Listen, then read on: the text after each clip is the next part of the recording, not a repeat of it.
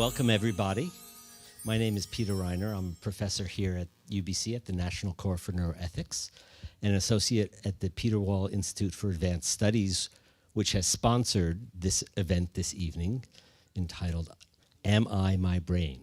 And I'm really pleased to see such a large crowd of people coming out to talk about this issue.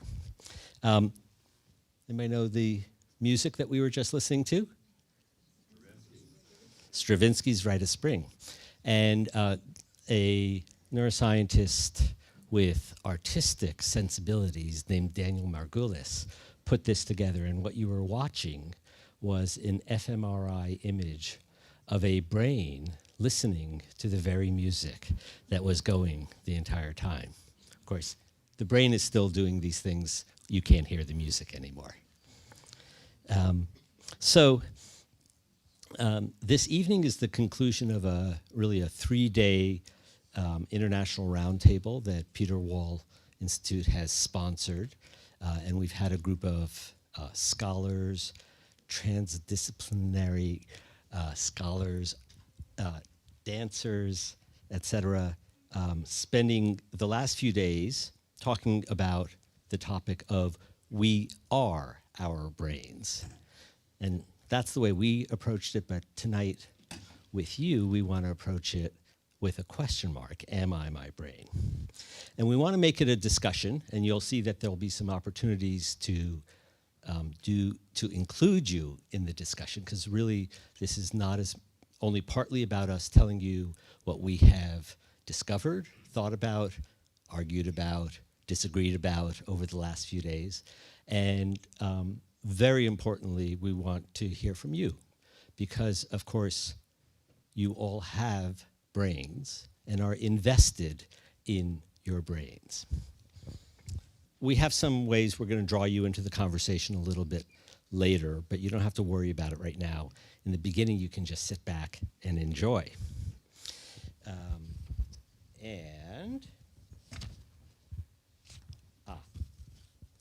Before I go to the agenda, I want to thank some people. Obviously, the Peter Wall Institute for Advanced Studies, which has generously supported this event. My students, Nick Fitz, Noah Costello, and Konstantin Helmsauer, for their tremendous help in managing the event the last few days. They gave me a tremendous amount of support throughout. And my biggest bow of thanks goes to Marianne Bacani, our coordinator for communications and events like this. And this would not have happened, well, it might have happened, but it wouldn't have happened well without Marianne, I can tell you that. Following the 3 presentations, we're going to have an interactive Q&A session. So we hope that you think about what you're going to be presented with, and that you come up with some questions. Actually, we're going to be talking about brains, and since we're all interested in brains, in fact, what you are thinking about brains is completely relevant to the discussion that we're going to have today. So please use the index cards to write down questions, and if you want, when we get to the Q&A, you can use the index card to remind your brain what you were thinking earlier, or you can just hand it in and then we'll collect some of them and read the questions out if you would prefer not to take the microphone and speak. I will also mention the tweet that we're using. The hashtag is WAOB13, We Are Our Brains 2013. Okay, everybody ready?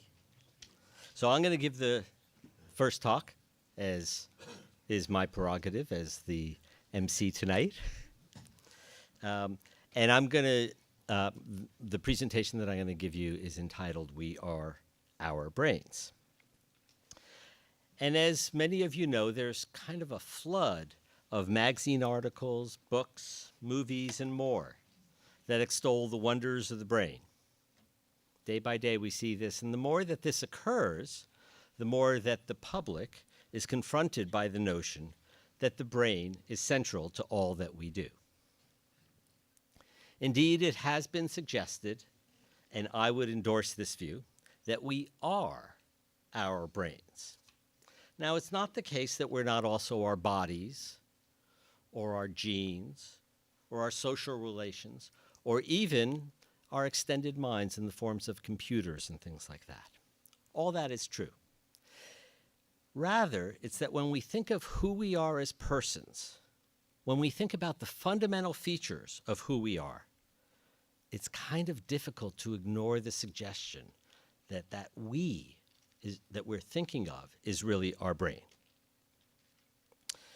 Now, the notion that the brain is the center of our inner lives brings with it both some promise and some foreboding, glass half empty, half full. And what I'd like to do in the next few minutes is share with you some of the implications that this particular worldview, this brain-centric view, has for society at large. So before I became a neuroethicist, I was a hardcore neurobiologist. And to neurobiologists like me, this sign, which is on the side of a building at the corner of 57th and Broadway in Manhattan, it's been there for a couple of decades, is a message that's actually quite obvious. That depression, although we still don't know exactly what it is a change somehow in the underlying biology of the brain. It's not a flaw in character. And the idea, of course, is that taking this perspective changes how we view depression and how we view people with depression.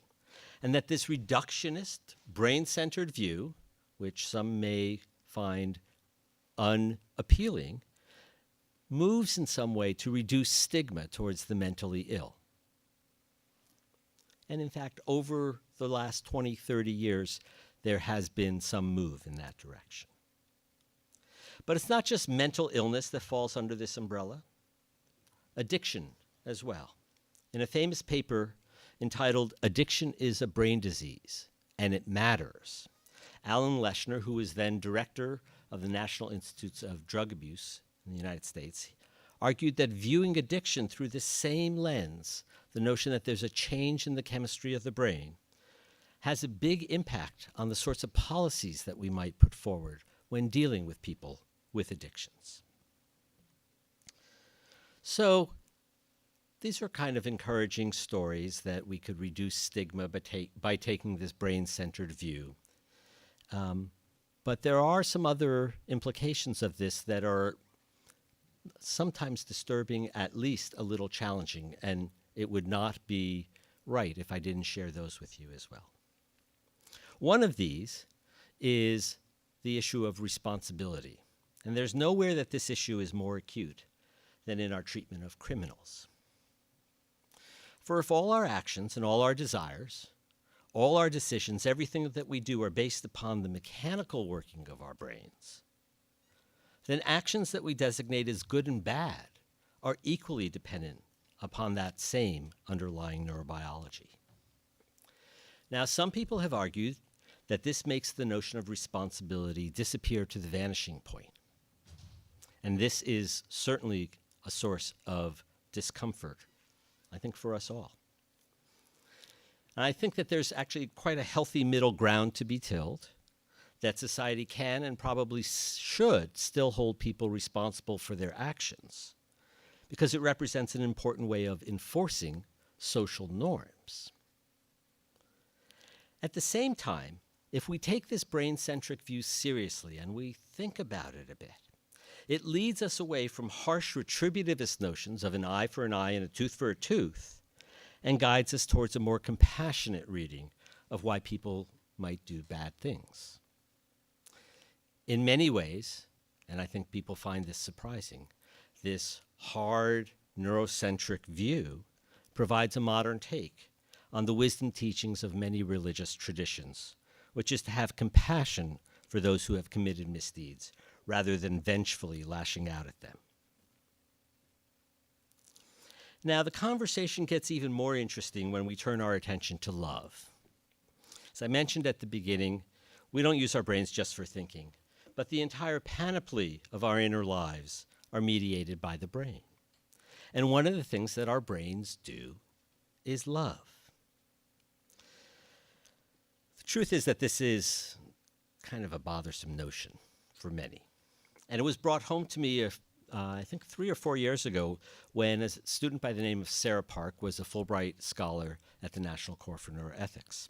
And we have a weekly journal club, and she was presenting a paper that week where they were doing fMRI imaging, the kinds of images that we saw with the music, of young people deeply in love. So within a month of falling deeply in love. And it turned out that Sarah, in fact, had been involved in collecting some of these images. She had been an undergraduate at Stanford. She was working in the lab. And she described how challenging it was for her to sit there and code these images of many of these people were her friends. And think about that love happens in your brain. She put it very wonderfully in a blog post that she wrote on this. She said it was like finding out that Santa's really just your mom in a red bathrobe.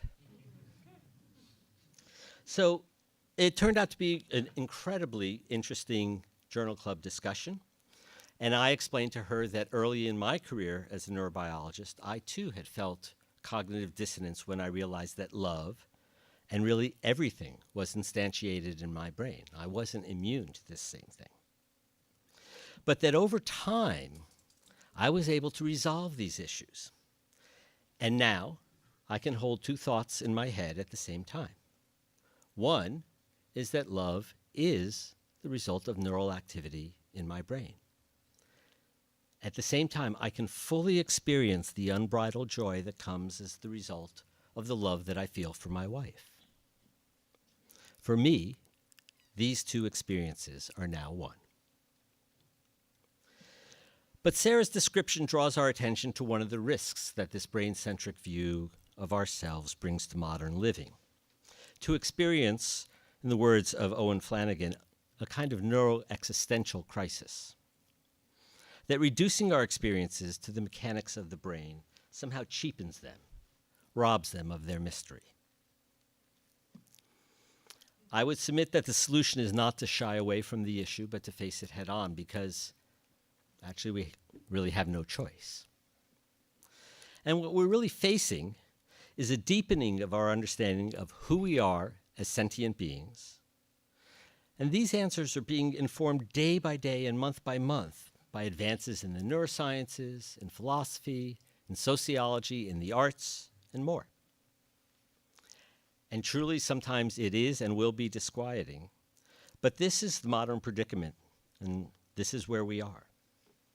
Challenge for us in the field of neuroethics, and I would submit for us all, is to work together to use these newfound insights about who we are, to become more understanding of the foibles that afflict us all, to become more compassionate, in short, to become more humane humans. Thank you.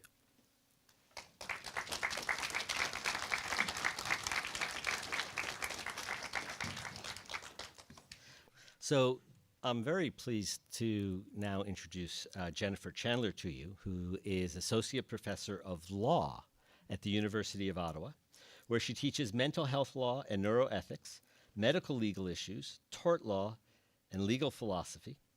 Her research focuses on the law and ethics of neuroscience and other advances in biology and medicine. And the title of her talk is Are We Our Brains? You notice that everybody in our group didn't come around to my way of thinking. 3 suggested consequences from a legal perspective. Jennifer.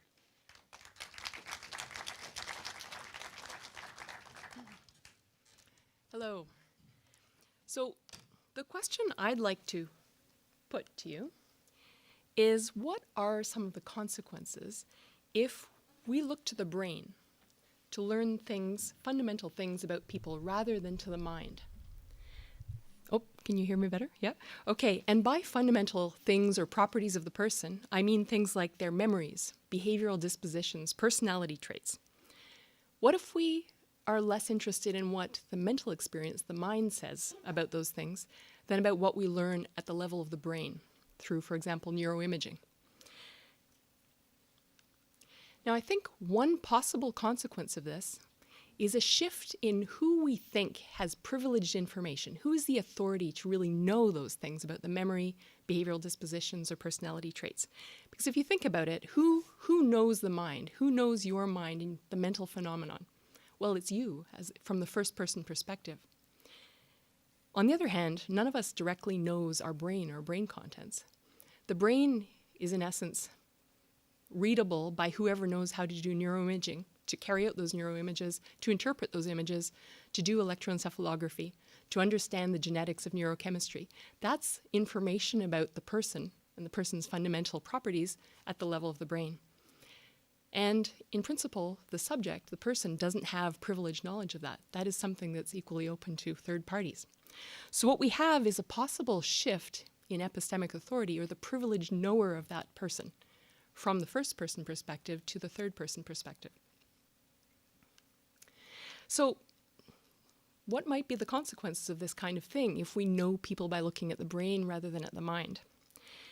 And one of them is that this first person perspective gives way in some ways to the third person.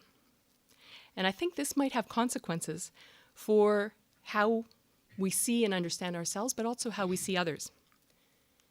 What I'd like to suggest to you is 2 examples of possible impacts on how we see ourselves and one on how we see others.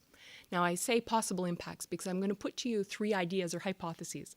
It may be that these don't come out to pass. It may be they only come out to pass in certain contexts, like the legal context, and not so much in everyday life. But let me put them to you anyway, with examples drawn from issues that come up in the legal context. The first one, I wonder if this shift to third person, privileged third person knowledge of the person at the level of the brain, might create a kind of incredible self-doubt, doubt in one's own self-knowledge. And you might think, well, it's rare I'm going to get neuroimaged. I'm not going to ever be faced with a clash between my own sense of myself and the third person who's telling me about myself. Well, that may well be, but in the legal context, this is just the kind of thing we have, because this is a situation where those first person and third person accounts could clash because there's a motive, an incentive to challenge those first person accounts of oneself. When we have a witness in front of us, we ask, are they telling the truth? Do we believe them? Do we think they're being deliberately deceptive, or maybe they're deluding themselves? Maybe they're mistaken. There's all kinds of reasons to doubt the first person account of themselves. So let me give you a couple of examples that might suggest how this might play out. Now, some of you may have heard of the phenomenon largely emerging in the 1990s known as the memory wars.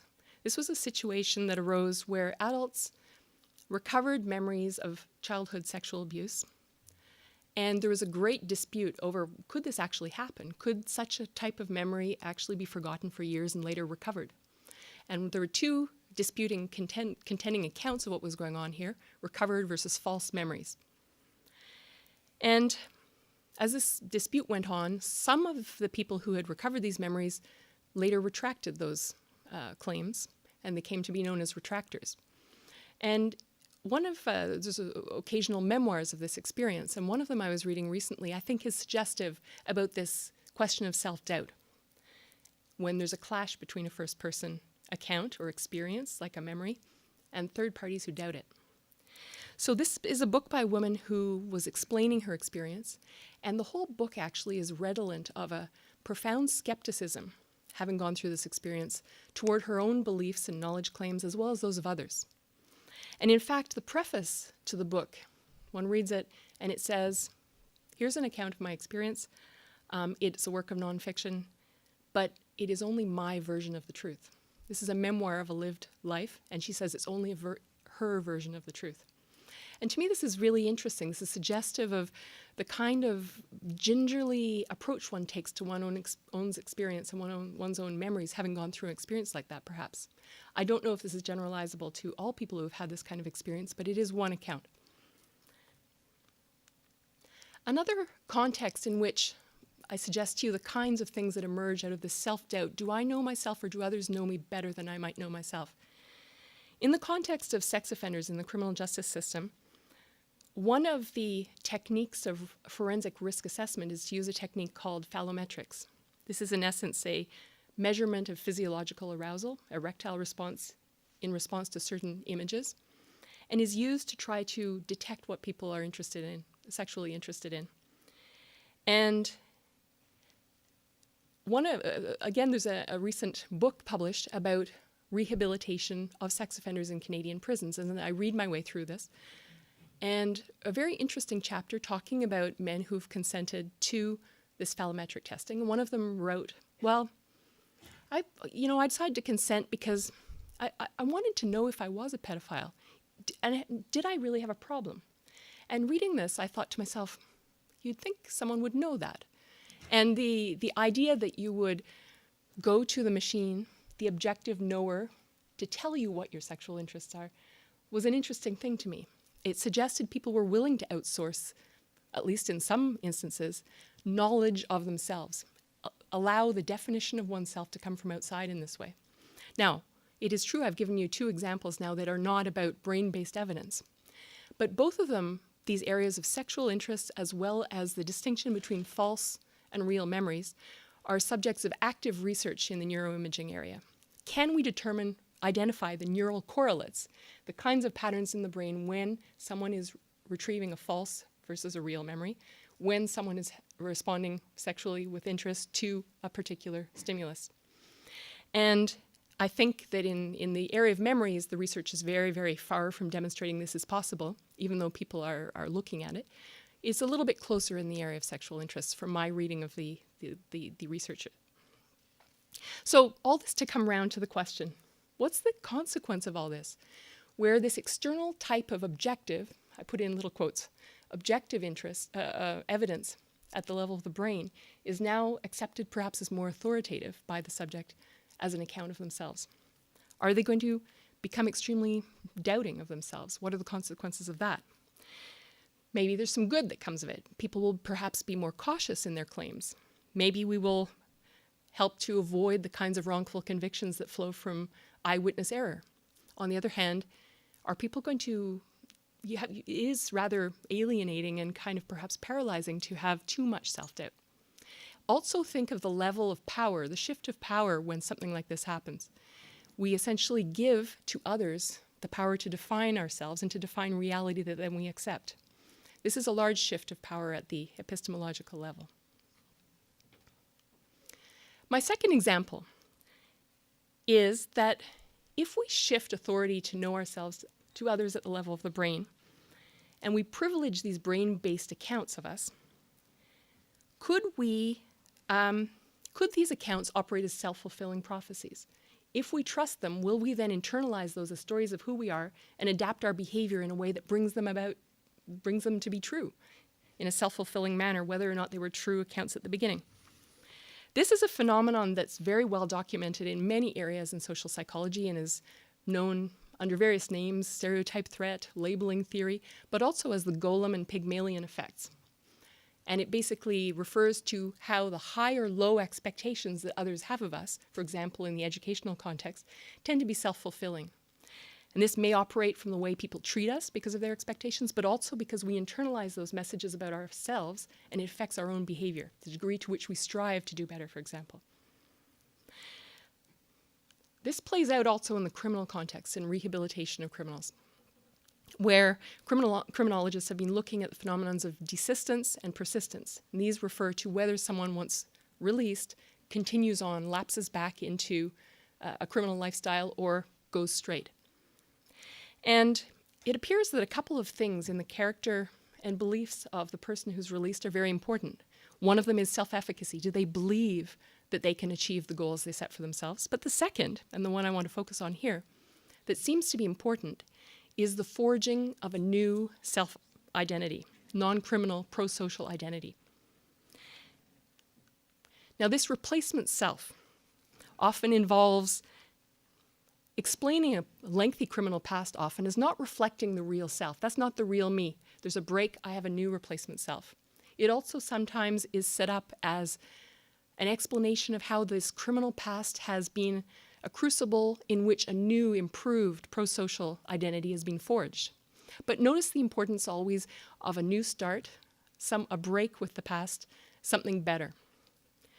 Now, something that happens very often in criminal cases is a defense attorney, a lawyer, will seek to explain the behavior of a criminal by virtue of causes outside that person. Why? Because it induces the sentencing authority, the judge, to attribute less moral blameworthiness to them. After all, if they couldn't help themselves, they were caused by social factors or biological factors, they're less at fault. They couldn't do otherwise. And so this is a common attempt to search for elements of the background of the criminal to explain the behavior. Now, if we explain the behavior as caused by a biological abnormality, a brain-based abnormality, notice what we're doing. We are, at one hand, seeking a lesser punishment, a more lenient punishment, at the cost, perhaps, of fettering the replacement self with a criminal neurobiology. If this story is heard and internalized and understood by the criminal as defining something irremediable and unchangeable about their brain, do we then get them a shorter sentence at the cost of their future rehabilitation? Now, one potential escape hatch from this is the story of neuroplasticity, which is also much in the media, the idea that one can change one's brains. It's not a sort of a lifetime sentence that you have a particular kind of brain, the circuitry can be rewired, etc. And this might be a kind of story that could be supplied as a form of palliative to the concern that I'm raising. The third example and last example I have for you for potential consequences of this kind of thinking in the legal context comes from some cases I've been reading having to do with fetal alcohol spectrum disorder, which refers to brain damage due to prenatal alcohol exposure.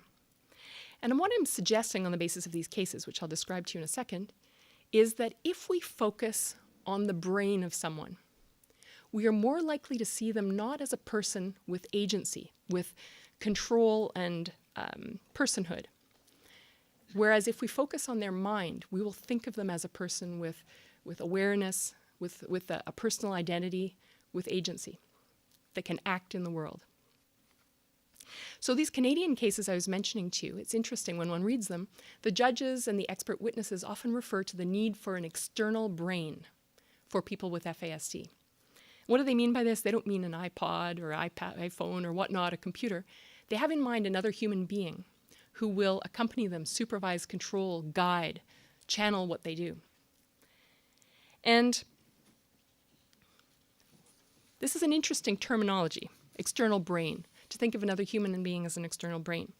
And this got me thinking and contrasting it with another idea which exists in the philosophy of mind, which is this concept of the extended mind. And this was mentioned by Peter earlier.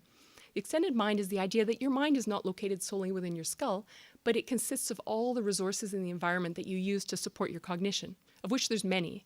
After all, I don't remember maps and locations. I look them up on a map or in a book. I don't remember phone numbers. There's all sorts of outsourced tools and elements, whether factual or my fingers to count on, that are part of my cognition. And we even use other people in our extended cognition. If you think of people who finish your sentences for you, or when you can't remember something, they'll remember something from your own autobiography for you. So why is it that when we're thinking about the active person, the person with the mind, who's using other people in the environment to support their thinking, we talk about an extended mind? They're the active person. And yet here we are with these offenders with FASD. We're not talking about them having an extended mind, that they're involving support care workers within their own extended mind. No, we look at them as a brain and we graft on an external brain to fix a brain problem. So what I'm suggesting to you is that does this eclipse in some way the personhood, the agency, the identity of the person at the heart of this all? When we think about the mind, we think about the agent and the subject. When we think about the brain, we think about not a person anymore, perhaps. And what might be the consequences of this kind of thinking? I think I'm veering a little bit into the overly dramatic here for effect, but if we look at our history of how we treat vulnerable people, the paternalistic approach, I'm going to treat you, handle you for your own good, in some ways is laudable, it's wonderful. We expect parents to guide their children in a paternalistic role. But if we look at the kinds of abuses in the history of Canada and other countries, for example, the eugenic sterilization of people with cognitive limitations, which was done partly through eugenic thinking, but also partly out of a sense that it was for their own good. Why would they want to have children to deal with?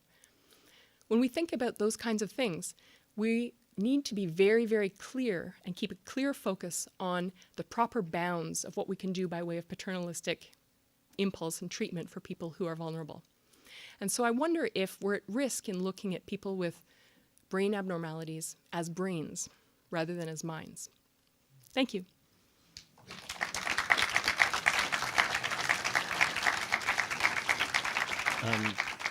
Really delighted to introduce you to Giovanni Frasetto, who is at the Institute for Advanced Studies in Berlin, so a sister institute of the Peter Wall Institute. Giovanni is really a very interesting thinker who has an amazing career. He was one of the founders of the European Neuroscience and Society Network. He was the creator of the Transdisciplinary Neuroschools. He's written short stories and plays. He's curated science-inspired art exhibitions. He won the 2008 John Kendrew Young Scientist Award for these efforts.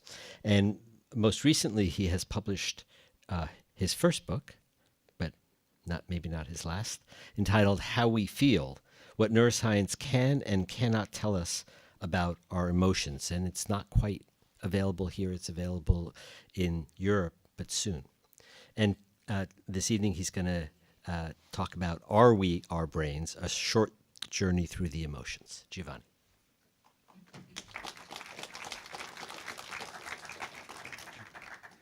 Thank you. Hello.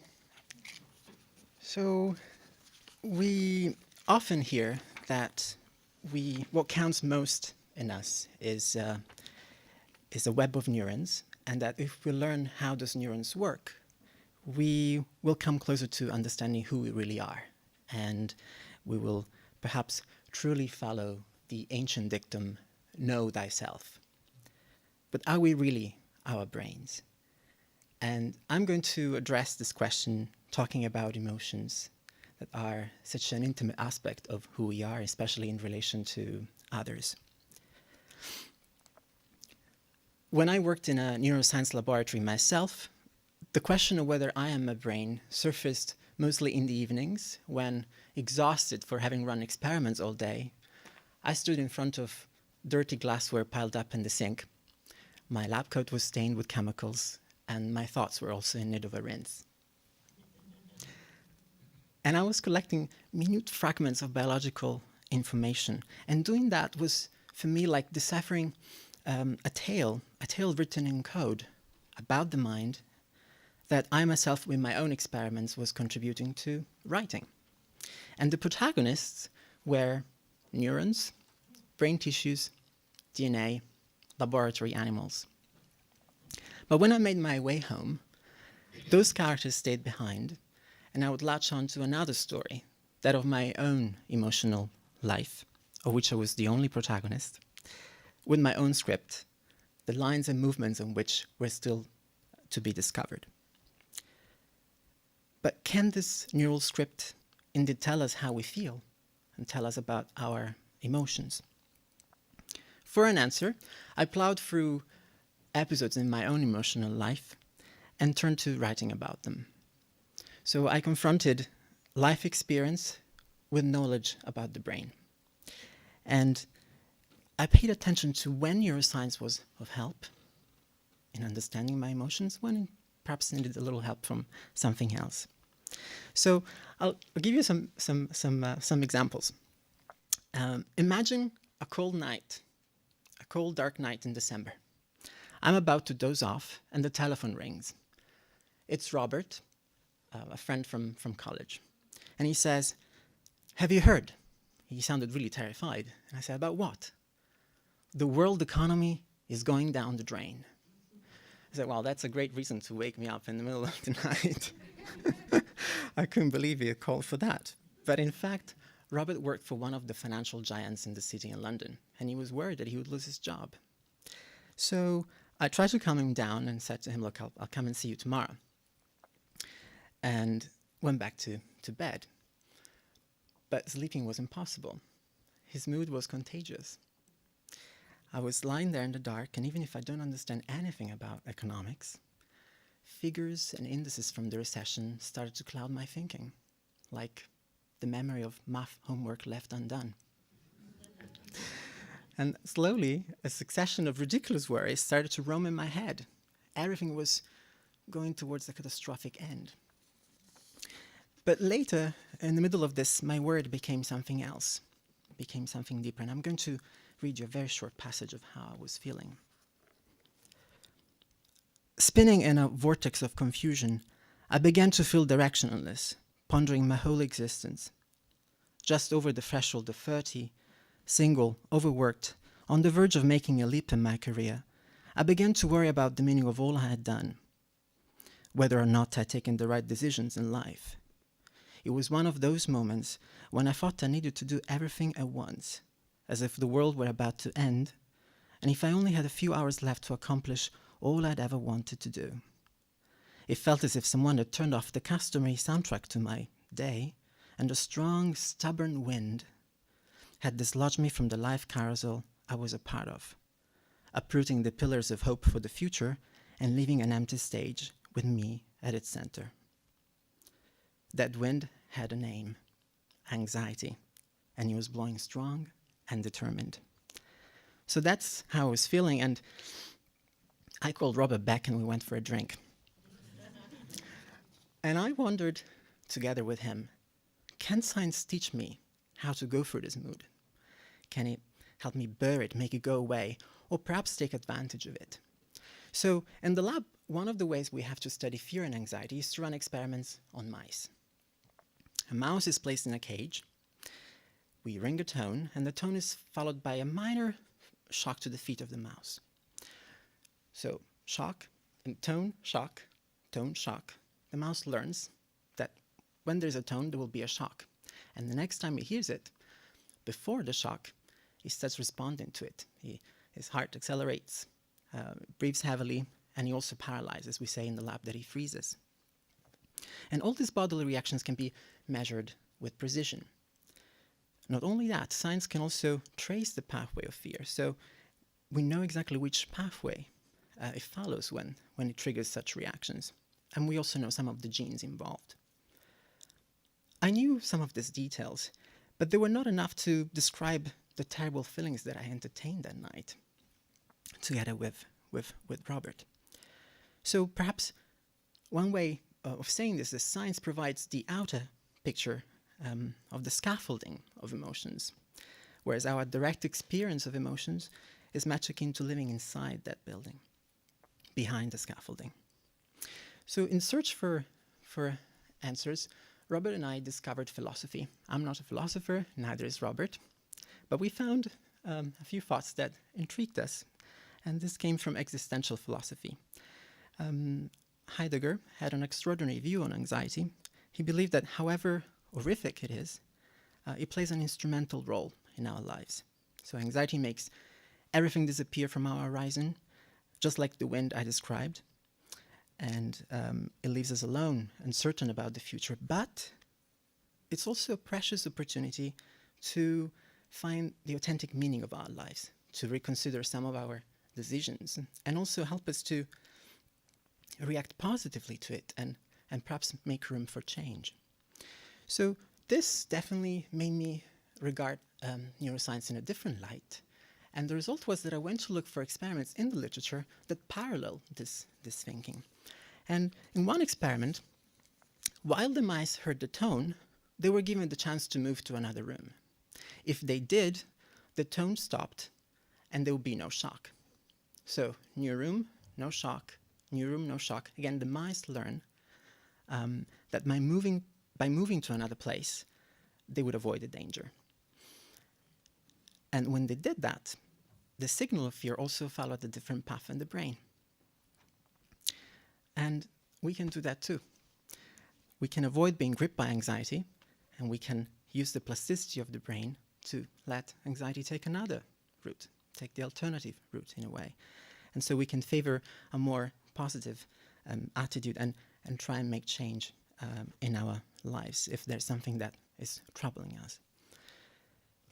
Robert did lose his job as a banker, unfortunately, and he and I kept meeting, and we talked about science, philosophy, and we exchanged fears and aspirations.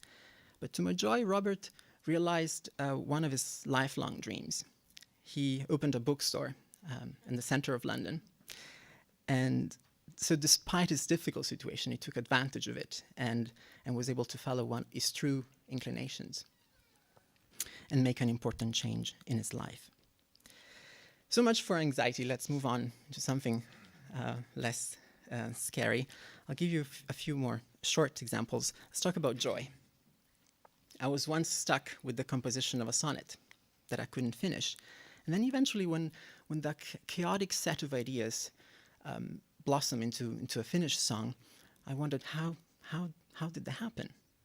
And if you go and look in the literature and science, you figure out that there's an ongoing dialogue between our reward center in the brain, more at the center of the brain, and the frontal part, and that this dialogue actually mediates the creativity. But on the other hand, scribbles and erasures in my notebook mark the tempo of its production. Line after line, syllable after syllable, stress after stress. And that's what counts most with me when I'm writing. And so the brain processes underlying the creation of the sonnet are something parallel to but independent from the poetic undertaking. Love.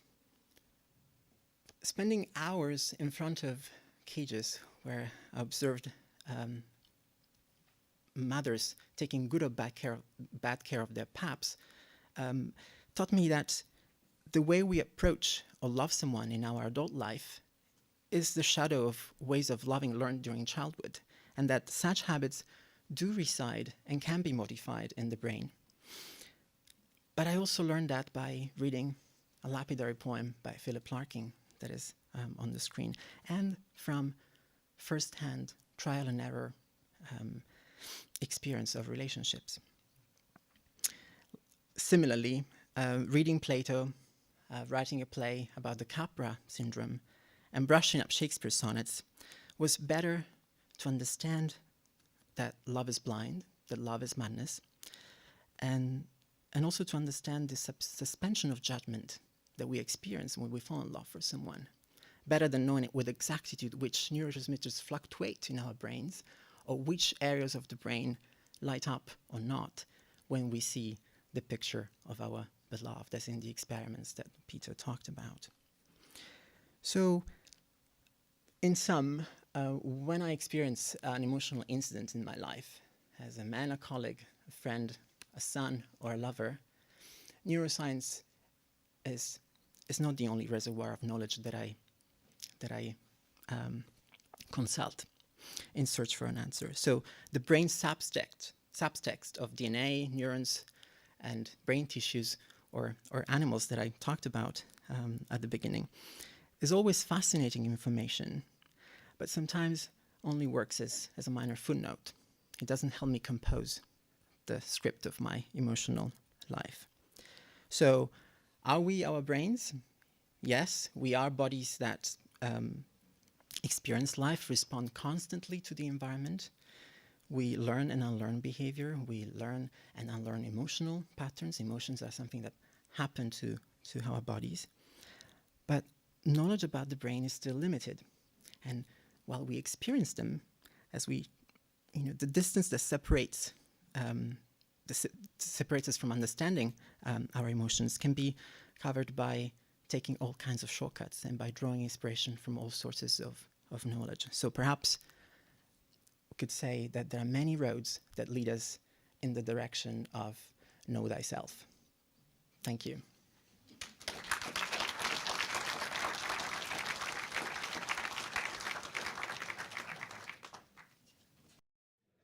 Okay, so I can see from the vigor and the volume that everybody seems to have something to say. And it's not that surprising because, as I mentioned at the beginning, we all are invested in this issue of who we are and where our brains sit in that particular equation. I've already told you what I think. And actually, a few of us have told you what they think. You've noticed that we don't agree on all the details. And that's because it's important to have this conversation, and it's important to leave the spaces for disagreement.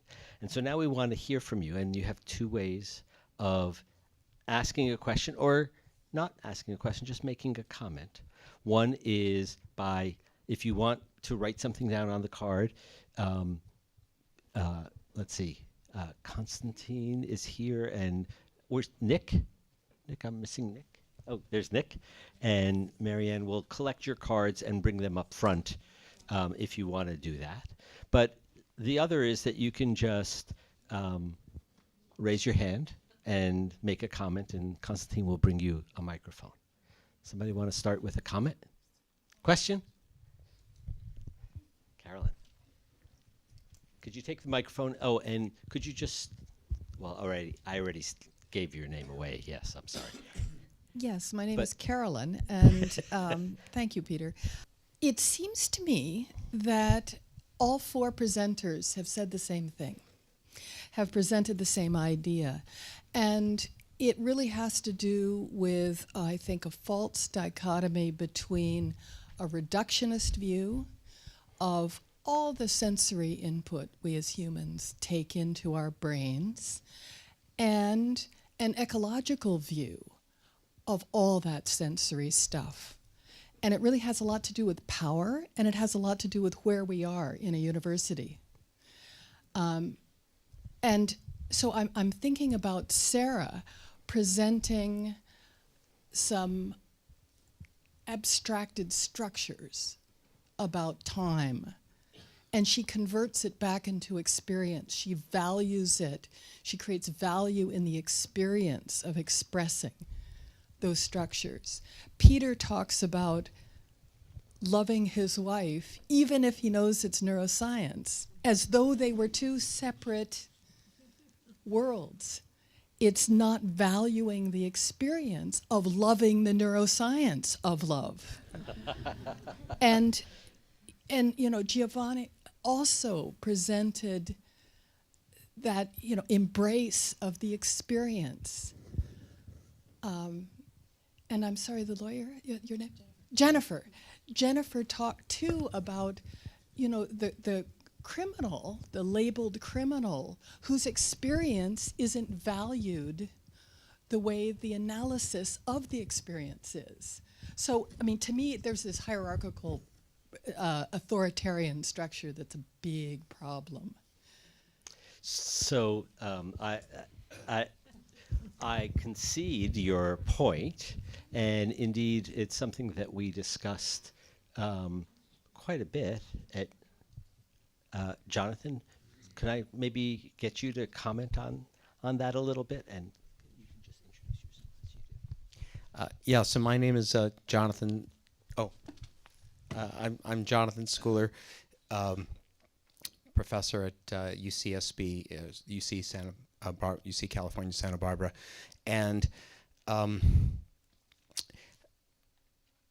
the way that you sort of framed it was, I think, one in which there was a sort of a false dichotomy where the reductionism and the experience are being framed as being sort of at odds with each other, where in fact they're both meaningful aspects. And I the presentation that I gave was in one way very consistent with that, in the sense that I certainly don't disagree with the idea that the brain is a fundamental component of the way that we can understand our experience. But the argument that I tried to make actually acknowledged or that there is this difference between experience and the brain, and came to a different conclusion, rather than arguing that all of experience can be reduced to the brain. I tried, perhaps unsuccessfully, I don't think I persuaded any of my colleagues, that it's maybe appropriate to think about experience as being a different aspect of reality, that science may not have adequately come to terms with the, what I think is qualitative difference between the first person and the third person perspective, that you could understand a brain to its absolute entirety and still not know what it feels like to experience the color red, that this is a different side.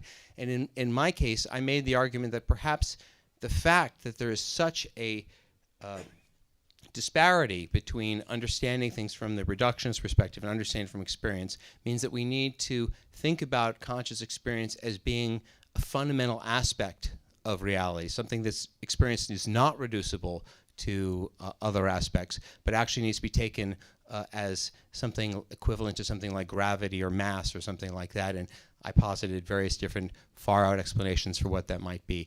Mine is the sort of perspective that I'm suggesting is something known as dualism, and it's very unpopular in philosophical circles and scientific circles, but there still is a small minority of us who still think that there may be something to it.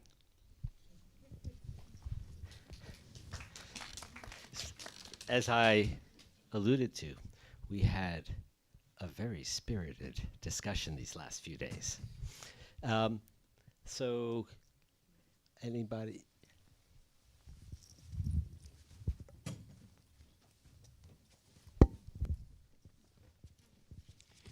Please state your name.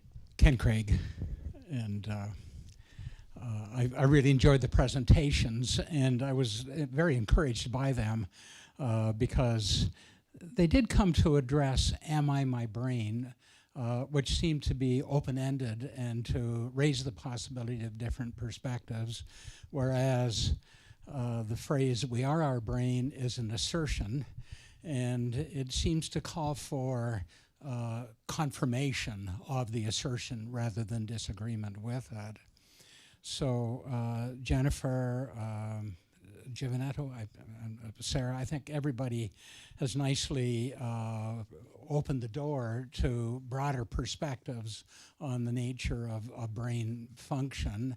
The one question that I had written out, but nobody seems to be picking up the questions, was if I had Peter Reiner's brain in a jar, would I have Peter Reiner? So I think that I don't agree with Jonathan that we are fundamentally dualistic. I think there's a monolithic way of thinking about how biology relates to experience, and we're only thinking about it at different levels. But Peter, if I had your brain in a jar, would I have Peter? Well, so I'm going to take that one on and actually go to the version that I like the most, Ken, of that discussion. And that is, let's assume, of course it's not realistic, and much of what we discuss isn't completely realistic, but it's not really completely impossible to imagine that someday there, and let's imagine that day was now, neurosurgeons had advanced to the point where they could actually transplant brains. And Peter Reiner's brain was transplanted into Ken Craig's body, and Ken Craig's brain was transplanted into Peter Reiner's body. And so now imagine that here is Peter Reiner's body standing before you, but what is your intuition about who I am? And that's really the thought experiment, sort of the strongest, maybe not the strongest, but one of the most revealing thought experiments to sort of walk through. And I'm not going to suggest what you all are thinking, but it's unusual, I've done this many, many times, for people to think that Ken Craig is now standing, that Peter Reiner is still standing before you with Ken Craig's brain. And so that's really the, whether it's in a jar or in another body, it's that the me-ness transfers with the brain. And if that's what our intuition is, then our sense of who we are is in the brain. Now, that doesn't mean that all these other views don't have validity and actually explanatory power and utility in the real world. The point that comes up, though, is that this is the view that is percolating out, that all of this imagery and all of this work in modern neuroscience is promulgating this view. And whether we like that view or not, this is the state of affairs that we have, and our task is to figure out what to do with it.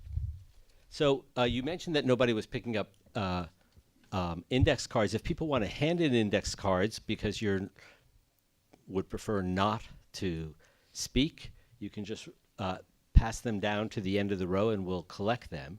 But in the meantime, if somebody has another comment, question?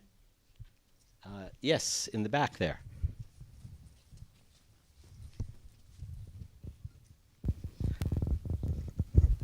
Hi, I'm Pravina. Hi, Pravina. Hi. I used to be a undergraduate student working with Dr. Reiner.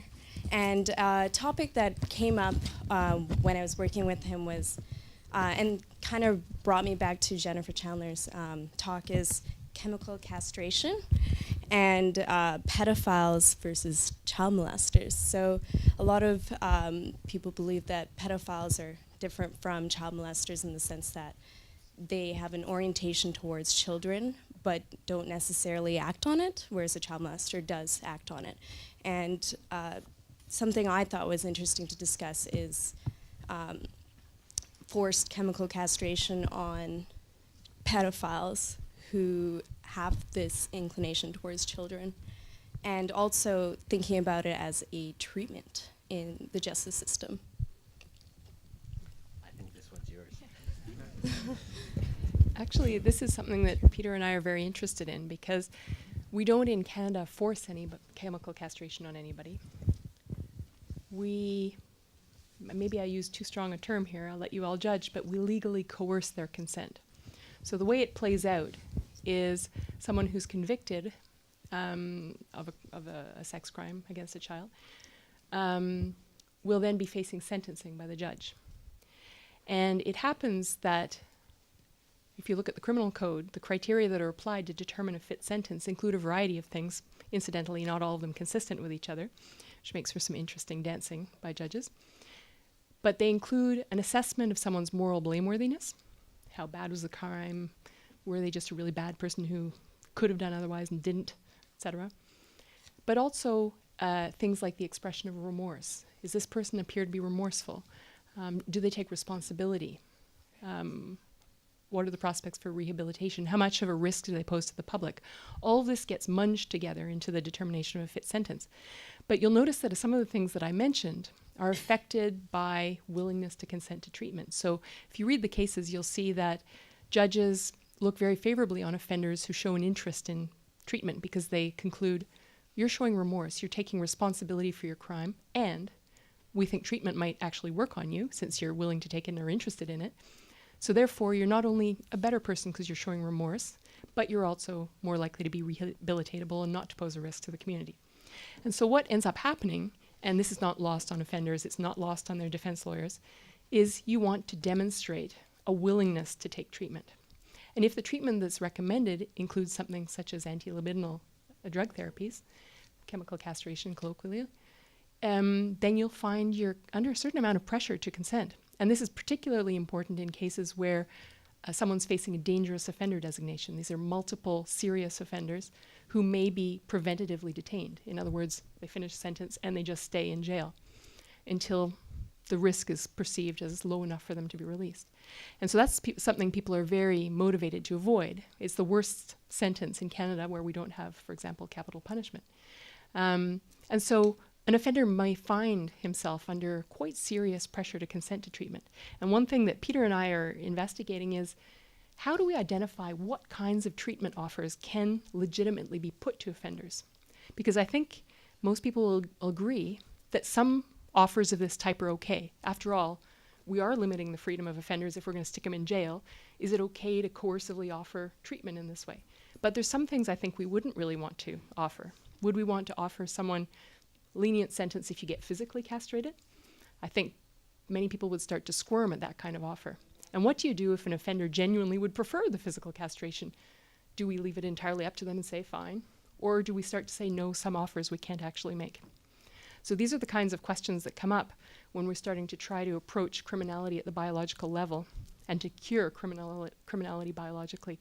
What kinds of offers can a society legitimately make and remain true to its own fundamental sort of commitments to human dignity and the kind of society we want to live in? Thank you. So here's a question that came on index card, so I don't know actually who asked it, but I'll read it out. Stephen Hawking's in The Grand Design suggests the universe is predictable under a unified theory, including human behavior, all underlined, including human behavior. I do not agree that emotion is predictable by physics. Can you comment? And for that, I'm going to ask Neil Levy to Hi, I'm Neil Levy. As Peter just said, I'm a philosopher who works in a neuroscience institute in Australia and also work in Oxford for the Oxford Centre for Neuroethics. Well, the physics of emotion, it was so complex that for all practical purposes, I'm sure you're right, physics is never going to be able to predict emotions. To be able to track the at the atomic and subatomic level, the systems involved in emotions is just completely intractable, and that's never going to happen. But neuroscience has got predictive powers. It certainly has powers to tell us about emotions that we don't know we're experiencing, at least arguably emotions. So here's one thing you can do. You can show images to people of things that provoke fear, that you know will provoke fear. Say, a man holding a gun pointing straight at you. You can show them in such a way that it's called mass priming. You show it very, very briefly, so briefly that the person doesn't know they've seen it. Sincerely reports there was nothing there. But you can show that the parts of the brain involved in processing the emotion, the amygdala in this case, activate. And not just the brain, you can show that bodily responses. Unlike Peter, I don't think we're just our brains. I think we're physical, but I think we're bodies and parts of the physical world beyond bodies too. You can show that the person has a slight autonomic system response. That is to say, the heart rate goes up, facial muscles contract, they sweat very slightly, all from seeing a picture which they don't know they've seen. You can say that's an emotion. I mean, it's a terminological issue to some extent about whether it's only an emotion, when the person can report it. It has an impact on behaviour. Now, that's not predicting it, and so far as I know, we can't predict emotions using neuroscience yet, except in the way we can predict emotions anyway. You know, I can predict if I can creep up behind you and burst a balloon, you're going to feel fear. But neuroscience certainly has predictive powers beyond that. So he has an experiment done in John Dylan Haynes' laboratory in Berlin. They asked their subjects to either add two numbers or subtract two numbers. And they said, okay, we want you to report when you've made the decision which you're going to do. And they were able to predict up to 11 seconds prior to the person making up their mind which they would do. Now, the predictive power is only 60%. This is, if it was by chance, it'd be 50%. So we know it's working because it's well above 50%, but it's not great. Haynes bets that as the neuroscience gets better and we combine various different sources of information, we can get it up higher. And it's certainly right. We will be able to get it up higher. How high we can get it remains to be seen. But certainly we have predictive powers. We are able to predict to some extent what people are going to do using neuroscientific information prior to them being able to predict it. And that raises really interesting questions about whether the choice is free.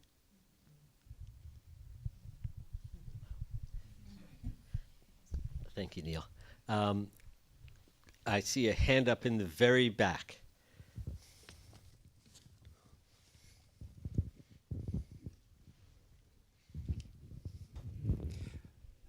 Good day, good evening. My name's Tim. I'm a movement performance artist, so I was particularly taken by, is it Sarah? Yes, Sarah's Sarah. performance.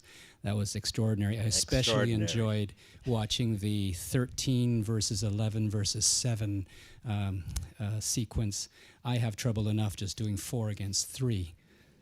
Now, my question is mainly toward whether there's research that I can access, because I work with kids typically in their preteens through their teens with dance, and I'm currently working with a 70-something-year-old man who was a tree faller all his life, never danced a step before, and now wants to learn to dance. And I'm having a wonderful time taking him through the whole process of reconnecting his brain to his body.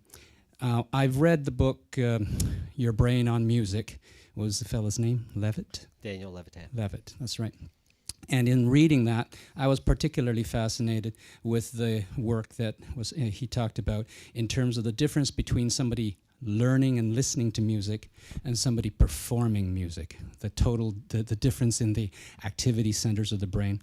I would be interested to know, where can I get access to studies that have been done in terms of dance and how the different parts of the brain are activated? Well, first I'll just mention that we too learned how to dance with Sarah in the course of our 3-day meeting. And I can assure you, we were doing 2 by 2, 2 by 3, 2 by 3. It was brutal. But Sarah, do you want to address this question at all? Well, maybe I'll start it and then pass it over to maybe Evan, for instance. Okay, but I can't come any further. Well, my understanding is that there's a lot to be addressed still with movement and how it affects the mind, because actually so many of the imaging techniques that are available for brain studies involve people keeping extremely still, like extremely. So I think that there's a lot to still be learned about that. And I don't feel like there's a huge number of studies available on a really kind of intricate level, maybe on a bit of a broader stroke level. But I'm sure one of you could. Evan, do you want to address that?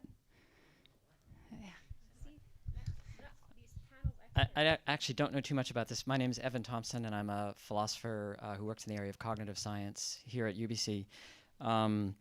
And I have the privilege of being married to a woman who's now a psychologist and neuroscientist, but once was a dancer and choreographer. So I know a little bit about this. But there was actually an article just this past week or last week in Nature, and it was about a cognitive scientist named David Kirsch, who I think is at San Diego, if I'm not mistaken. And it was about work that he's doing with a dancer, dance choreographer and performer in England, whose name I can't remember, but it was it Ewan McGregor? Okay, so it was around how the study of dance can benefit the understanding of cognitive processes in cognitive science. So it's not really directly relevant, I suppose, to what you're concerned with, but it's an indication that there's starting to be a fair amount of interest in this area. And as Sarah mentioned, it's been very hard to study because for EEG or fMRI, you need to be really still, because otherwise there's all these movement artifacts. So it's, movement has not really been studied very much. But then one other thing that I'll mention is that there is a special issue planned of the open access online journal called Frontiers in Psychology. And they are planning a special issue devoted to movement and movement practices. So a whole range of things, from dance to Alexander technique to craniosacral therapy, yoga, looking at it from the perspective of how that can actually be of benefit to cognitive scientists and psychologists who want to understand the relationship of cognitive processes to the body and movement, but also how the cognitive science perspective could benefit the movement practices. So the call for papers for that has just gone out, so the papers won't be published for another year. But if you keep your eyes out for that, in about a year's time, there should be a number of open access papers that that might be useful for you. And Giovanni has one. Yes, just a minor suggestion since we're collecting info on this. Well, one is I remember seeing an article studying tango, and in a brain scanner with very, very minute movements of feet. So if you in a PubMed search you go for tango and fMRI, that will come up. And another title I recommend is a book by philosopher Alva Noe called Out of Our Heads, and he talks about the fact we're not our brains, and he reflects on the extended mind. We depend on our environment, and he uses dance as his leitmotif for the book. So that could be another source. Right over here. Yeah. And then we'll get to you afterwards. Hi, I'm Rumbi. I'm a third-year geography student here at UBC. And I guess because I'm in geography, I like looking at the bigger picture. So I'm going to just step back a little bit.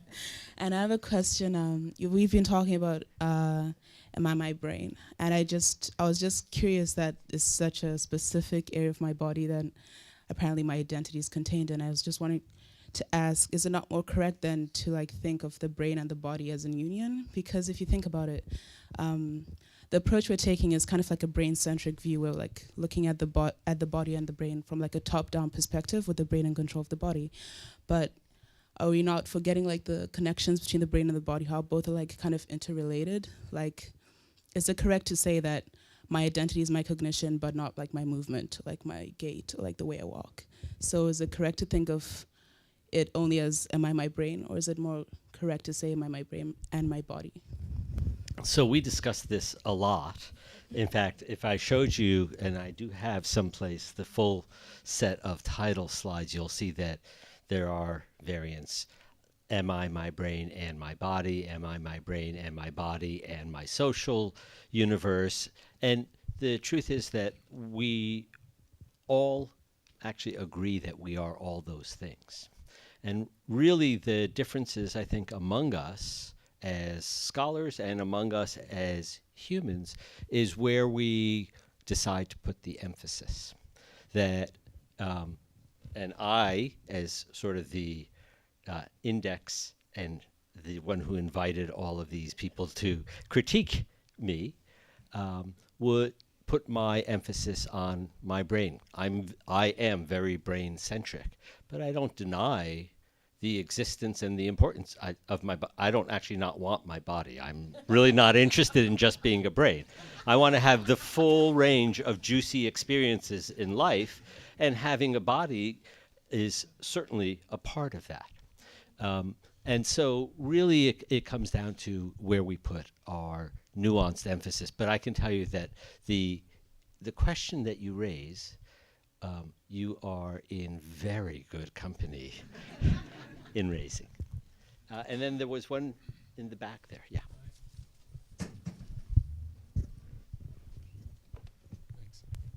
I'm Randall White. I'm a psychiatrist. I'm interested in sort of the semantics and the contradistinction of brain and mind.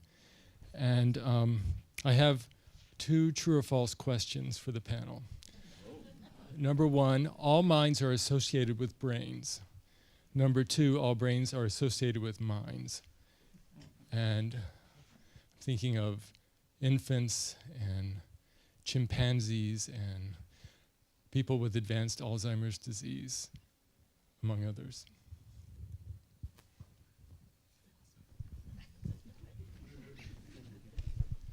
All right, I'm Edward Sutherland here at UBC in Asian Studies, and I also run a big grant on religion and morality. And I've been, along with Peter, kind of the token evil reductionist. So I'll give you the evil reductionist take on this, which is it seems to be the case that it's all minds must have brains, but it's not the case that all brains have minds. And that actually suggests that our intuitive phenomenological sense of what a mind is is inaccurate, because our intuitive sense is that minds are unitary things that we know really well. Descartes famously said, unlike physical objects which can have parts, the mind does not have parts. It is just one thing. It is a unitary consciousness. But cases like Alzheimer's, cases like selective neurological damage, when people's damage to a particular part of the brain can knock out your ability to process verbs or recognize faces. The fact that you can watch a person with dementia slowly lose pieces of their mind, and there's no point at which you can say they still are that person they were. It happens very slowly and chaotically. Suggests that you could have brains that don't have minds, and that really, I think, questions our basic sense of what a mind is. So, Judy, you want to add something? Good evening. Hi, Randall. Thanks, everyone, for coming. So I argued not quite on the reductionist point of view in our panel, suggesting that there really are two, perhaps, tails or poles of the envelope of life where maybe we are solely our brains, and that is at the very, very early tail of life when we're neonates, and at the very tail of end of life when advanced diseases of the brain, such as Alzheimer's, strip us of our ability to be self-conscious and to value and have self-reflection. Okay, we're these two over here. There were two people here. First one in the perfect. Hi, I'm just going to sit. My name is Daphne, and I'm just going to address the performer at the back who had the question. There is a lab at McMaster University, Professor Stephen Brown, whose lab is devoted, I'm going to read it, to developing a holistic understanding of the neural, cognitive, and evolutionary foundation of the arts, including music, dance, the dramatic arts, and the visual arts. So his entire lab actually looks at music and movement. Great. And it's on the neural mechanism. So it's Stephen Brown at McMaster. So thank you for that, and thank you for the demonstration of something that I want to mention that happens all the time in my research group. And my graduate student, Nick, here, and I will be having a conversation, and we'll want to know something. And I will say to Nick, will you check with your extended mind? And what will Nick do? Nick will use my iPhone. And so I don't even refer to his iPhone as his iPhone anymore. I only refer to it as his extended mind. And we just saw a great example of how that works in real practice. Now, the interesting question that I want you to ponder and think about is, to what degree is your iPhone and all that information in it you, or to what degree is it this thing that is outside of you? And I think there are very different views. Extended mind is a really tricky concept, and it's really a very unsettled area. But thank you for demonstrating it so beautifully, and then we'll go on to the next question. I watched an interview on Charlie Rose with a fellow who was instrumental in the development of the first genome, mapping the first genome. And he's taken his science farther, that now he is reverse engineering genomes to create synthetic life. And he has successfully created a cell that will, through reverse engineering, a cell that will divide with certain genome characteristics. So I just asked the philosophers in the room, is a synthetic brain a mind?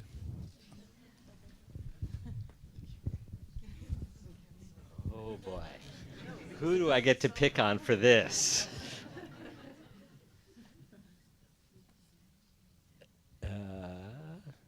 Do we have somebody?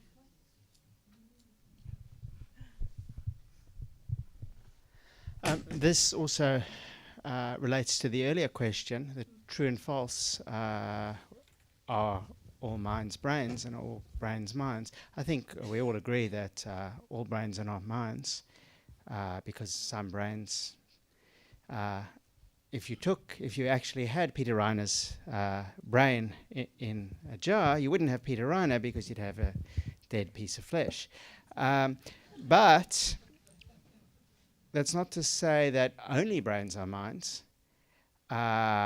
One day, almost certainly, we'll have minds that are silicon-based. And there's absolutely no reason why we couldn't have a mind that is biologically based, carbon-based, but synthetic. It's very likely, though, and this seems to be the lesson of the artificial intelligence research that's going on, that you need to embody that brain. The artificial intelligence, the good old-fashioned approach of trying to program a computer to be intelligent seems to have failed, and it seems to have failed because intelligence, so far as we can tell, seems to be something that you need to develop, and to develop you need to be able to explore your environment, and to explore your environment you need senses. So that's a good reason to think that we're not just our brains, we need to be embodied. But computers can be embodied in the form of robots, and synthetic brains can be embodied given the right kind of synthetic bodies with capacities to explore their environments. Thank you. And then one question that came up on a card that I will read. And we're nearing the end. I know that people are getting a little tired. It's Friday evening and you have more interesting things to do. When considering if we are our brains, have we considered other cultures' view of the brain? And this is an area that Ted has worked quite a bit on. And I'm going to write. Oh, yeah, yeah. So before I got into evil reductionism, I was a Chinese philosophy person, and I still remember some of the stuff I knew from back then. So one of the issues is how other cultures view mind-body problems. Do they have dualism? A common claim one will hear is that so I study early China. The early Chinese don't have mind-body dualism. It's something invented by Descartes, or it's the product of Plato or something in the West. So actually part of what I've been doing the last 5 or 6 years is trying to demonstrate that the Chinese do have very vigorous mind-body dualism that looks a lot like our folk dualism. But what is interesting is that for the early Chinese and a lot of other cultures, the seat of cognition is not the brain, it's the xin, in Chinese, the heart mind. So it's located, your cognition's located in your heart, and that matters. So it's the fact that it's actually embodied and it's in the body and it's seen as tied up with physiological processes does subtly change the way in which mind-body dualism is conceived of in the early Chinese tradition that I study. So it's they see cognition as much more tied up with body movement. They use they don't use dance. They use dance. They actually use dance. They use rituals where you're moving your body. They have a much more embodied model of how you change the way people think than, let's say, post-Enlightenment Western philosophy does with its concept that everything's going on in the brain and it's kind of maybe floating around somewhere in the space. So where you locate cognition probably matters, and that varies from culture to culture. So did we want to pass it on? Anyone else? Do you want to say anything? Yeah. Okay, so we're getting to, it's just after 9 p.m. And one of the things that I've learned is never to overstay my welcome. And so unless people are going to jump up and down and say, I have a question that I just am dying to ask. Oh, and there is one more person. So we'll just, as long as we can do a quick question. Yes. I was just wondering about the role of faith in addition to mind, body, and brain. Faith. Do we have a quick answer? Can we solve the faith, mind, body, brain issue? Less than 2 I think that science, the claim that we are our brains, is at some level a statement of faith. It's a statement that science is going to resolve the mind-body problem in a particular way. It's a sort of a promissory note that we've made so much progress with science that surely with further progress we're going to resolve these issues in the same way that we have others. Personally, I think that because it's a statement of faith, because we don't really have all the answers, that does leave open the possibility that people could have faiths of a different sort. They could believe, for example, that souls exist, that there are aspects to experience that are not necessarily understood purely in terms of the reductionist perspective. That's also a kind of faith. But I think that it's worthwhile recognizing that as confident as science is about these things, that it is having a faith of a sort in the same way that other faiths exist as well.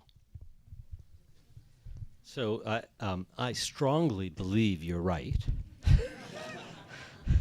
And in fact, I think that just to end on an important note, which is that it's extremely important for those of us who take this kind of hard science view to take it with humility, to not be arrogant about our views. And I think that one of the things that I'm extremely pleased about the roundtable that we had in the last 3 days is that everybody seemed to have come to the table with respect for other views, with humility, with an interest in seeing how their worldview could be broadened, deepened, enriched by the conversation, and I think it was. And so I want to close by thanking again Peter Wall Institute for supporting this. I particularly want to thank Sarah for that lovely dance.